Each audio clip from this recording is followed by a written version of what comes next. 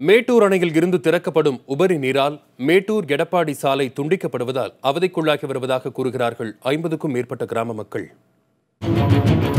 மேட்டூரில் இருந்து செல்லக்கூடிய இந்த பிரதான சாலை ரெட்டியூர், சானாவூர், பூலாம்பட்டி வழியாக எடப்பாடி வரை செல்லக்கூடியது.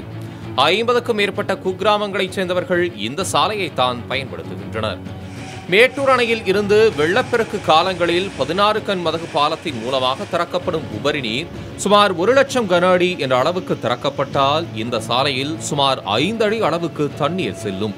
இந்த சாலையை தவிர்த்து மாற்று சாலையில் சென்றால் சொகுசு மற்றும் கனரக வாகனங்கள் சுமார் 35 கிலோமீட்டர் அளவிற்கு சுற்றி வர வேண்டிய நிலையே உள்ளது.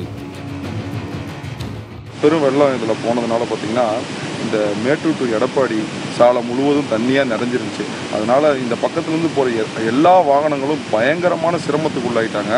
அதனால் பார்த்திங்கன்னா ஒரு 10 நாளாக இங்கே இருக்கிற பள்ளி மாணவர்களாக இருக்கட்டும், கல்லூரி மாணவர்கள் மற்றும் வேலைக்கு செல்வர்கள் எல்லாரும் பார்த்திங்கன்னா பயங்கர சிரமத்துக்கு உள்ளாயிட்டாங்க.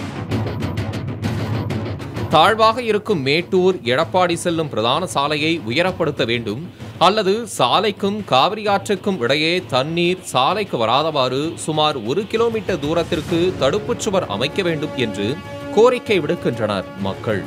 இது தொடர்பாக சம்பந்தப்பட்ட அதிகாரியிடம் கேட்டபோது சாலை தொடர்பாக அரசு அறிக்கை கேட்டிருப்பதாகவும் அது குறித்த ஆய்வுப் பணிகள் விரைவில் மேற்கொள்ளப்படும் என்றும் கூறியுள்ளார்.